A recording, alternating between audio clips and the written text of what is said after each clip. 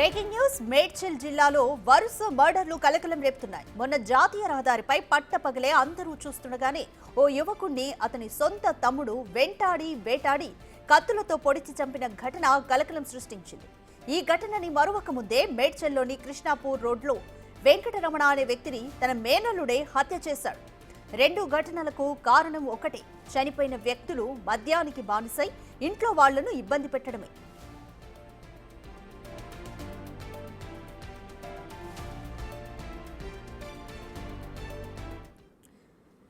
More details మా ప్రతినిధి సుజాత అందిస్తారు. సుజాత, మేడ్చల్లో వరుసగా రెండు మర్డర్లు కలకలం రేపుతున్నాయి. మొదటి మర్డర్ విషయానికి వస్తే తమ్ముడు అన్నని చంపిన విషయంలో ఆస్తి కోణం ఏమన్నా ఉందా అనే కోణంలో కూడా పోలీసులు అయితే విచారణ జరుపుతున్నారు. మరి ఇప్పుడు మైనర్ బాలుడు మేనల్లుని చంపడానికి కారణం కూడా మద్యానికి బానిసవడమేనా, ఎలా చూడాలి?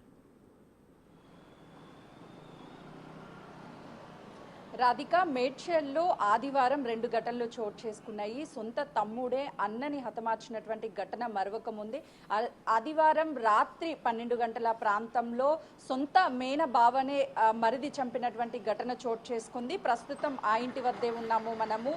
తరచూ మద్యానికి బానిసయ్యి వెంకటరమణ కుటుంబ సభ్యులని వేధించడంతో మేన మర్దిగా ఉన్నటువంటి మైనర్ బాలుడు గత కొన్ని సంవత్సరాల నుంచి ఇదే నివాసం ఉంటున్నారు. ప్రస్తుతము తను పరారీలో ఉన్నాడు. అయితే గడిచిన కొద్ది రోజుల నుంచి వెంకటరమణ ఇంట్లో తల్లితో పాటు తన తమ్ముణ్ణి మానసిక పరిస్థితిగా బాగోలేని అన్నని వేధిస్తూ రోజు చిత్రహింసలు చేస్తున్నాడు.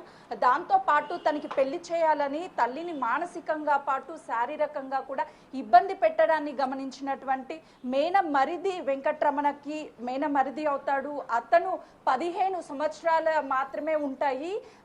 తను ఇదంతా చూస్తూ ఎందుకు అమ్మని ఇంత చిత్రహింసలు పెడుతున్నావు అని చెప్పి పలుమార్లు తనని హెచ్చరించే ప్రయత్నం చేసినప్పటికీ వెంకటరమణ వినకుండా దాడి చేస్తున్నటువంటి ఘటన చోటు చేసుకోవడంతో ఒక్కసారిగా కుటుంబ సభ్యులంతా కూడా ఇక్కడ నుంచి వెళ్ళిపోయారు. తల్లిని పంపించేశాడు.